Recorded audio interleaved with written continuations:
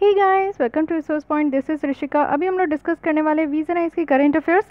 तो ये मई मंथ की है, तो आप लोग सोच रहे होंगे कि जुलाई मंथ से मैं मई मंथ में क्यों आ गई। क्योंकि मई मंथ की कुछ टॉपिक आपकी बची हुई है, तो उसको भी कवर करना ज़रूरी है। और आज मैं यहाँ पे गवर्नमेंट स्कीम्स की आपको कुछ टॉपिक यहाँ पे देने वाली हूँ। दो स्कीम बहुत ज़्यादा न्यूज़ में था और बहुत ज़्यादा इंपॉर्टेंट भी है। सबसे पहला तो है कि अटल पेंशन योजना, और दूसरा है यहाँ पे prime minister employment generation programme. क्योंकि आपको देख रहे हो कि जैसे अनएम्प्लॉयमेंट की रेशियो बढ़ती जा रही है, तो बहुत ज़्यादा चांसेस है कि इस तरीके से सरकार का जो यहाँ पे योजना लाया गया है उससे रिलेटेड कुछ क्वेश्चंस पूछ लिया जा सकता है। तो ये दोनों हम लोग जो है आज की डेट में ये गवर्नमेंट स्कीम्स देख लेते हैं। इसके बारे में जो जितने डिटेल्स पॉइंट यहाँ पे दिए गए सबको मैं यहाँ पे कवर करूँगी। तो चलिए स्टार्ट करते हैं। बाकी ये आत्मनिर्भर भारत आपका पूरा कंप्लीट हो चुका है, काफ़ी अच्छे से इस मैगजीन में समझाया गया है और हर एक पहलू के बारे में दिया गया है। तो देखना है तो ज़रूर मेरे चैनल को सब्सक्राइब कीजिए, और प्लेलिस्ट में आकर आप लोग स्टार्टिंग से देख सकते हो, तो इसको भी ज़रूर देख लीजिएगा। क्योंकि आत्मनिर्भर भारत ये सारे बहुत ज़्यादा इंपॉर्टेंट टॉपिक है, तो मे भी क्वेश्चंस यहाँ से आपके निकल कर आ सकते हैं। तो चलिए स्टार्ट करते हैं। बात करते हैं पहले हम लोग पहले स्कीम की, जो कि है अटल पेंशन योजना। नाम से ही पता चल रहा है आपको कि पेंशन योजना है। पेंशन कहने का मतलब है कि जो 60 साल के बाद जब रिटायर हो जाते हैं, जब रिटायर हो जाते हैं 60 ईयर्स के बाद, तो उसके बाद जो आपको भत्ते मिलते हैं सरकार के द्वारा, जो आपको सैलरी दी जाती है वो हाफ से भी हाफ होता है जो एक्चुअल सैलरी होता है, तो उसको यहाँ पे पेंशन का नाम दिया जाता है। तो यहाँ पे आप लोग देखो कि अटल पेंशन योजना जो है 5 साल यहाँ पे कंप्लीट हो चुका है। तो एक सक्सेसफुल यहाँ पे 5 साल कंप्लीट हुआ है। तो कंप्लीट जो भी स्कीम होते हैं वो आपका इंपॉर्टेंट हो जाता है। सेकेंड थिंग कि जो स्कीम नया लॉन्च होता है वो इम्पॉर्टेंट होता है। तो इसके बारे में इसलिए हम लोग पढ़ रहे हैं क्योंकि 5 साल आपका यहाँ पे कंप्लीट हो गया, और जब ये स्कीम आया था तब इससे रिलेटेड आपको 2016 में क्वेश्चंस देखने को मिले थे। तो ऑब्जेक्टिव क्या था कि old age income security provide करना है, पर्टिकुलरली वो सारे लोगों को जो कि अनऑर्गेनाइज सेक्टर में हैं। अब दो तरीके का वर्कर्स होते हैं, अनऑर्गेनाइज सेक्टर्स में होते हैं और ऑर्गेनाइज सेक्टर्स में होते हैं। ऑर्गेनाइज सेक्टर कहने का मतलब है कि ऐसा काम जो कि आप कहीं पे पर्टिकुलर जगह पे अगर कर रहे हो तो आपका फिक्स टाइम है 9 to 5 का, फिक्स सैलरी है कि आपको जो है हर एक महीने के एंड में 30 तारीख को आपका जितना भी सैलरी बनता है आपको मिल जाएगा। आपको पर्टिकुलर हॉलीडे भी दिया जाता है, सैटरडे संडे, या फिर संडे जो है वीकेंड भी आपको दिया जाता है। साथ ही साथ यहाँ पे और भी फैसिलिटी है, सोशल सिक्योरिटी, सारी चीज़ों की फैसिलिटी दी जाती है।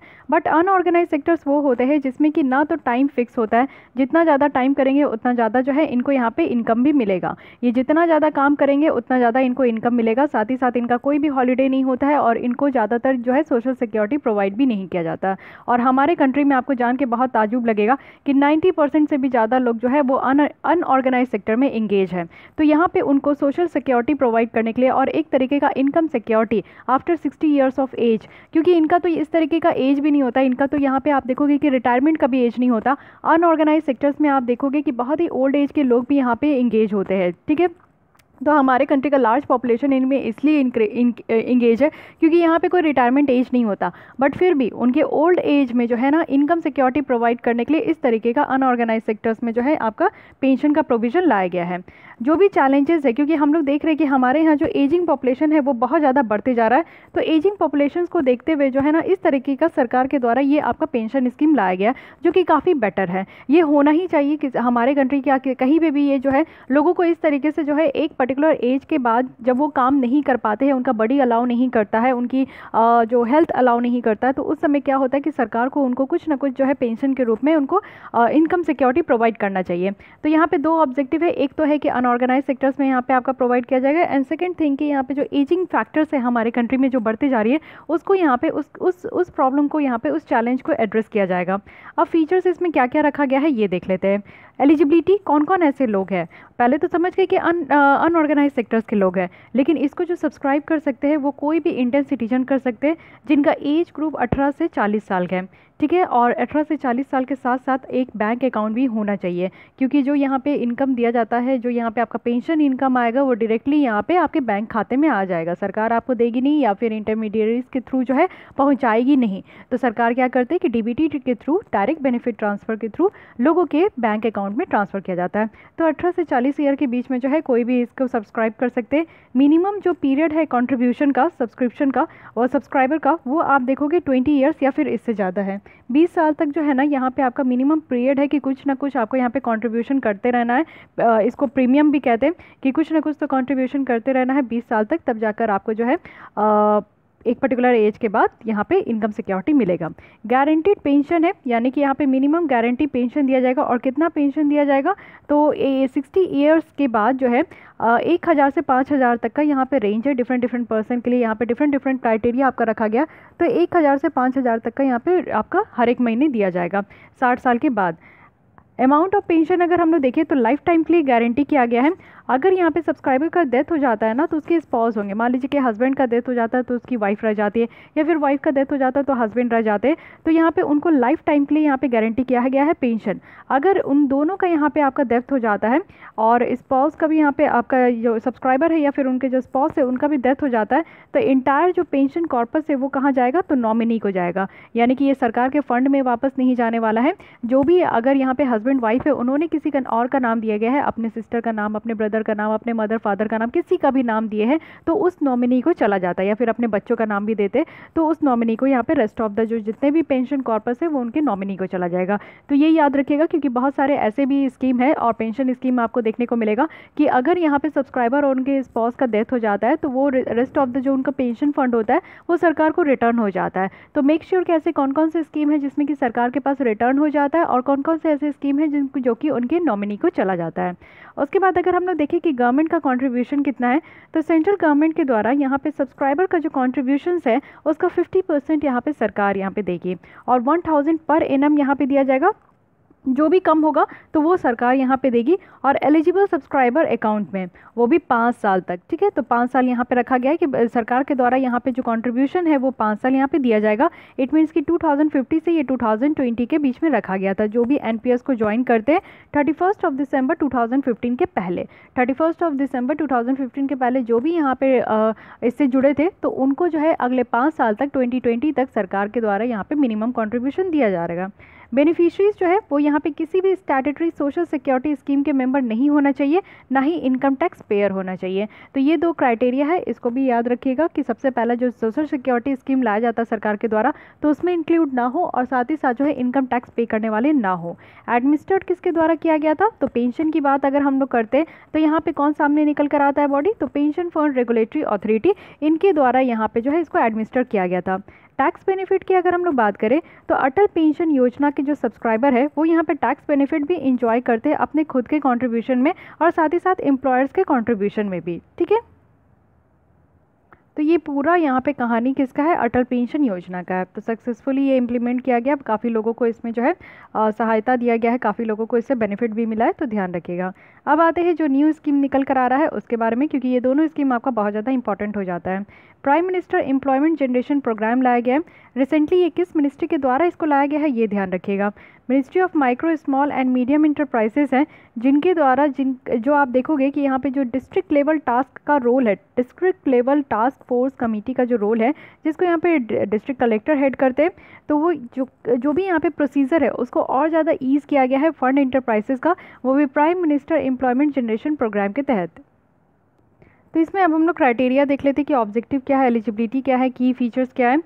ऑब्जेक्टिव की अगर बात करें तो सबसे पहले नाम में ही लिखा है कि यहाँ पे सस्टेनेबल और कंटिन्यूस एम्प्लॉयमेंट अपॉर्चुनिटी को जनरेट किया जाएगा दोनों जगह, अर्बन एरिया में भी और रूरल एरिया में भी, ग्रामीण क्षेत्र में भी और शहरी क्षेत्र में, दोनों जगह जो है एक अच्छा खासा कंटिन्यूस यानी कि लंबे समय तक और सस्टेनेबल एम्प्लॉयमेंट अपॉर्चुनिटी जो है वो क्रिएट करने का यहाँ पे बात किया जा रहा है। सेकेंड है कि कंटिन्यूस और सस्टेनेबल एम्प्लॉयमेंट जो है लार्ज सेगमेंट ऑफ ट्रेडिशनल और प्रोस्पेक्टिव जो आर्टिशन है, चाहे वो अर्बन एरिया में हो या रूरल एरिया में हो, अनएम्प्लॉयड जितने भी यूथ हैं हमारे कंट्री में उनको यहाँ पे जो है एक चांस दिया जाएगा, उनको यहाँ पे माइक्रो इंटरप्राइजेस को सेटअप करने के लिए जो है हमारे कंट्री में एक यहाँ पे प्रोवाइड किया जाएगा, यानी कि क्राइटेरिया प्रोवाइड किया जाएगा। यानी कि जो अर्बन एरिया या रूरल एरिया में जो भी यहाँ पे अनएम्प्लॉयड यूथ है, ऐसे यूथ है, ऐसे युवा है जिनको यहाँ पे कोई भी तरीके का एम्प्लॉयमेंट नहीं है, नौकरी नहीं है, तो उनको यहाँ पे जो है माइक्रो इंटरप्राइजेस के थ्रू जो है यानी कि इसको सेट किया जाएगा माइक्रो इंटरप्राइजेस, और इसी के थ्रू जो है उनको यहाँ पे जॉब दिया जाएगा। साथ ही यहाँ पे पार्टिसिपेशन भी फैसिलिटेट किया जाएगा जो financial institution for higher credit flow to micro sectors, यानी कि यहाँ पे जो है फाइनेंशियल इंस्टीट्यूशंस का भी यहाँ पे पार्टिसिपेशन होगा, जिससे कि ज़्यादा से ज़्यादा क्रेडिट यहाँ पे माइक्रो सेक्टर्स को प्रोवाइड किया जाएगा। तो ये मेन ऑब्जेक्टिव है, एम्प्लॉयमेंट से रिलेटेड ही है। एलिजिबिलिटी की बात करते हैं, कौन कौन से ऐसे इंडिविजुअल है जो कि इसके अंदर आ सकते हैं। कोई भी इंडिविजुअल जिनका एज यहाँ पे 18 साल से ऊपर है, एटलीस्ट आप देखो तो 8 स्टैंडर्ड तक आपका पास होना चाहिए, यानी कि जो भी प्रोजेक्ट है, अगर कोई भी प्रोजेक्ट आप लेकर आ रहे हो उसका कॉस्टिंग 10 लाख रुपीज़ है, तो एटलीस्ट जो है 8 स्टैंडर्ड तो पास होना चाहिए, और वो भी मैन्युफैक्चरिंग सेक्टर्स में। साथ ही साथ जो है अगर सर्विस सेक्टर में आप देखोगे तो 5 लाख की प्रोजेक्ट का यहाँ पे रखा गया है, यानी कि प्रोजेक्ट का भी रखा गया। अगर मैन्युफैक्चरिंग सेक्टर्स में आप कोई प्रोजेक्ट को लेकर आ रहे हो जिसकी 10 लाख रुपीज़ है, या फिर आपका जो है सर्विस सेक्टर में जिसकी भी 5 लाख रुपीज़ है, तो अगर इसकी कॉस्टिंग है तो उसका 8 स्टैंडर्ड तो पास होना ही चाहिए।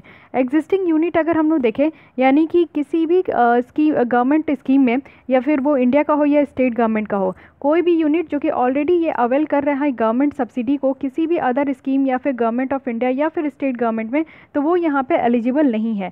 यानी कि सेम है कि आप लोग देखिए कि कोई और भी इस तरीके का अगर स्कीम चलाया जा रहा है जिसमें कि आपको एम्प्लॉयमेंट मिल रहा है, कोई और सोशल सिक्योरिटी दिया जा रहा है, तो वो सारे लोग जो है इस स्कीम के अंदर नहीं आएंगे। एम्प्लॉयमेंट जनरेशन में वही सारे लोग आएंगे जिनको अब तक कोई भी एम्प्लॉयमेंट जनरेशन प्रोग्राम का लाभ नहीं मिला है, और साथ ही साथ जो है वो अभी भी यहाँ पे अनएम्प्लॉयड है, तो वैसे लोग यहाँ पे इंक्लूड होंगे। साथ ही साथ अगर हम लोग देखें तो इंस्टीट्यूशन जो रजिस्टर किया जाएगा उसको सोसाइटी रजिस्ट्रेशन एक्ट 1860 के तहत यहाँ पे किया जाएगा, और जो प्रोडक्शन बेस्ड कोऑपरेटिव सोसाइटी होगा, और आपका सेल्फ हेल्प ग्रुप भी यहाँ पे एलिजिबल है, और चैरिटेबल ट्रस्ट भी यहाँ पे आपका एलिजिबल है। तो एलिजिबल में आपका क्या क्या आ गया, इंडिविजुअल जिसकी 18 साल से ऊपर एज है। सेकेंड है कि self help group. Self help group कुछ लोगों की ग्रुप होती है जिसमें कि लोग अपने आप ही जो है अपना प्रोडक्शन करते हैं, मैन्युफैक्चर करते हैं, मार्केट तक पहुंचाते हैं, तो वैसे लोगों को भी यहाँ पे आपका एम्प्लॉयमेंट प्रोवाइड किया जाएगा। साथ ही साथ कुछ चैरिटेबल ट्रस्ट होते हैं जिनको कि इस तरीके का एम्प्लॉयमेंट प्रोवाइड करना होता है, या फिर उनको जो है किसी भी तरीके का फंडिंग की ज़रूरत हो तो उनको भी यहाँ पे प्रोवाइड किया जाएगा। कोऑपरेटिव सोसाइटी जो आपका है उसको भी यहाँ पे दिया जाएगा, और कोई भी अगर इंस्टीट्यूशन आपका रजिस्टर किया जा रहा है तो सोसाइटी रजिस्ट्रेशन एक्ट 1860 के तहत उसको रजिस्ट्रेशन कराया जाएगा। की फीचर्स में देख लेते हैं। सबसे पहला यहाँ पे आपको याद रखना है कि इसको इम्प्लीमेंट किसके द्वारा किया जाएगा। बहुत बड़ी बात है कि मिनिस्ट्री यहाँ पे जो आपका प्राइम मिनिस्टर जो एम्प्लॉयमेंट जनरेशन प्रोग्राम है इसको इम्प्लीमेंट जो कराया जाएगा वो khadi and village industries commission के द्वारा, वो भी नेशनल लेवल पे। स्टेट लेवल पे अगर हम लोग बात करें तो स्टेट खादी एंड ये आपका विलेज इंडस्ट्रीज जो बोर्ड है उसके द्वारा, और स्टेट डिस्ट्रिक्ट इंडस्ट्रीज़ के द्वारा, वो भी आपका ग्रामीण क्षेत्र में। और साथ ही साथ यहाँ पे जो आपका डिस्ट्रिक्ट इंडस्ट्रीज जो सेंटर है वो सिर्फ और सिर्फ रूरल एरिया में। रेशियो क्या है 30:30:40, वो भी यहाँ पे आपका खादी एंड विलेज, और साथ ही खादी विलेज आपका यहाँ पे रूरल एरिया में, और डिस्ट्रिक्ट इंडस्ट्री सेंटर आपका अर्बन एरिया में। तो इसको समझने का कोशिश कीजिए, बहुत ही थोड़ा पेचीदा है ये, क्योंकि क्वेश्चंस आपका आ जाएगा तो आप कंफ्यूज हो जाओगे। देखिए 3 तरीके से इसको इंप्लीमेंट किया जाएगा, क्योंकि एम्प्लॉयमेंट देना है। अब एम्प्लॉयमेंट यहाँ पे 3 तरीके का बात आता है। सबसे पहले तो नेशनल लेवल पे बात आता है, ठीक है। नेशनल लेवल के बाद आप आओगे तो नेशनल लेवल का अलग है जिसमें कि आपका khadi and village industries commission है, ठीक है। उसके बाद अगर हम लोग दूसरी जगह अगर नेशनल लेवल की बात करते हैं तो एक हमारा ग्रामीण क्षेत्र आता है जिसको रूरल इंडिया कहते हैं, और एक हमारा शहरी क्षेत्र आता है जिसको कि हम लोग अर्बन इंडिया कहते हैं। तो यहाँ पे रूरल इंडिया में भी आपका 2 बॉडी यहाँ पे इंक्लूड है। सबसे पहला क्या है कि स्टेट खादी एंड यहाँ पे आपका विलेज इंडस्ट्रीज़ है। साथ ही साथ अगर हम लोग रूरल इंडिया में एक और देखें तो यहाँ पर डिस्ट्रिक्ट इंडस्ट्रीज सेंटर है। तो ये दोनों मिलके जो है इसको इम्प्लीमेंट करेंगे। लेकिन वही अर्बन एरिया की बात करें तो यहाँ पे सिर्फ आपका डिस्ट्रिक्ट इंडस्ट्रीज सेंटर ही है जो कि यहाँ पे आपका इस प्रोजेक्ट को और इस प्रोग्राम को इम्प्लीमेंट करेंगे। तो फाइन, समझ में आ गया। नेशनल लेवल पे अलग है, स्टेट लेवल पे अलग है। तो स्टेट लेवल में आपको देखने को मिलेगा कि 2 तरीके से स्टेट में भी देखा जाएगा, क्योंकि स्टेट में कुछ परसेंटेज ऑफ पॉपुलेशन रहते हैं ग्रामीण क्षेत्र में और कुछ परसेंटेज ऑफ पॉपुलेशन रहते हैं अर्बन क्षेत्र में। तो हर एक जगह में एम्प्लॉयमेंट अच्छे तरीके से यहाँ पे प्रोवाइड किया जाए बच्चों को, तो इसलिए इस तरीके का आपका इतना आपका जो है तोड़ मोड़ के रखा गया है नेशनल लेवल पे और साथ ही साथ स्टेट लेवल पे।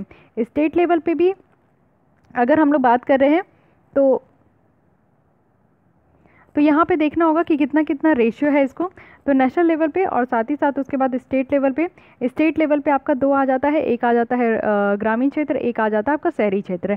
तो यहाँ पे परसेंटेज कितना है 30% आपको देखने को मिलेगा कि यहाँ पे जो इम्प्लीमेंट किया जाएगा वो नेशनल लेवल पे किया जाएगा। स्टेट लेवल के रूरल इंडिया में आपको जो है 30% देखने को मिलेगा और अर्बन क्षेत्र में आपको 40% देखने को मिलेगा। तो ये आपका रेशियो है 30:30:40। तो ये ध्यान रखिएगा, ठीक है। ये भी रेशियो भी डायरेक्टली आपसे पूछ लिया जा सकता है। ये जो सब्सिडी यहाँ पे प्रोवाइड किया जाएगा प्रोजेक्ट का, तो ये 25% से लेकर आपका 35% तक है। 25% जो जनरल में है, 35% स्पेशल कैटेगरी जो ग्रामीण क्षेत्र में देखने को मिलता है, 15% जो जनरल और 25% जनरल कैटेगरी जो कि अर्बन एरिया में देखने को मिलता है। तो अगेन यहाँ पे कैटेगरी का भी बहुत वेरिएशन है, तो इसको भी ध्यान रखना है। बैंक के द्वारा यहाँ पे 90% तक सेक्शन प्रोवाइड किया जाएगा, वो भी प्रोजेक्ट का जितना कॉस्ट है जनरल कैटेगरी में, और 95% दिया जाएगा जो स्पेशल कैटेगरी है। स्पेशल कैटेगरी कहने का मतलब है कि वैसे क्षेत्र, वैसे स्टेट जो कि आप देखते हो कि पहाड़ी वाला इलाका में है, या फिर किसी भी तरीके से वहाँ पे हमेशा जो है ना डिजास्टर से वो ग्रसित रहता है, या फिर आप देखोगे कि वहाँ पे ट्राइबल पॉपुलेशन ज़्यादा है, या फिर आप देखोगे कि वहाँ पे डेवलपमेंट बहुत कम हुआ है और पॉपुलेशन बहुत ज़्यादा है। तो इस तरीके का आपका कुछ टर्म्स एंड कंडीशन है जिसके बेसिस पे हम लोग कहते हैं कि स्पेशल कैटेगरी स्टेट है। ठीक है, और भी क्राइटेरिया है, उसको देख लीजिएगा। तो स्पेशल कैटेगरी जो स्टेट होती है ना, उनको सरकार के द्वारा ज़्यादा यहाँ पे हेल्प प्रोवाइड किया जाता है। अगर फंड भी आप देखते हो तो 90% फंड जाता है, स्टेट गवर्नमेंट वहाँ पे सिर्फ 10% ही फंड खर्च करते हैं। तो इसी तरीके से 95% जो है बैंकों से इनको यहाँ पे लाभ मिलेगा, और जनरल कैटेगरी के जो बेनिफिशरीज है उनको 90% तक यहाँ पे लाभ मिलेगा। कोई भी कोलैटरल, ना ही कोई थर्ड पार्टी गारंटी यहाँ पे आपका रहेगा। कोई भी एसेट जो यहाँ पे बैंकों के द्वारा, यानी कि बैंक लोन के द्वारा जो यहाँ पे क्रिएट किया जाएगा, वो हाइपोथेकेटेड होगा बैंक का, यानी कि बैंक का ही यहाँ पे अधिकार होगा और बैंक के द्वारा ही यहाँ पे एसेट क्रिएट किया जाएगा। गवर्नमेंट सब्सिडी की बात करें इस स्कीम के अंदर, तो ये khadi and village industries commission के द्वारा ही यहाँ पे दिया जाएगा। साथ ही जो आइडेंटिफाइड बैंक है उसके द्वारा यहाँ पे बेनिफिशरीज को डिस्ट्रीब्यूट किया जाएगा, जो भी सरकार के द्वारा अगर सब्सिडी दिया जा रहा है। नेगेटिव लिस्ट ऑफ एक्टिविटीज़ देखें जो कि यहाँ पे यूज़ नहीं किया जा सकता, तो क्या क्या है? इंडस्ट्रीज़, कौन कौन से इंडस्ट्रीज़ होंगे जहाँ पे जो कि इस स्कीम के तहत नहीं आते?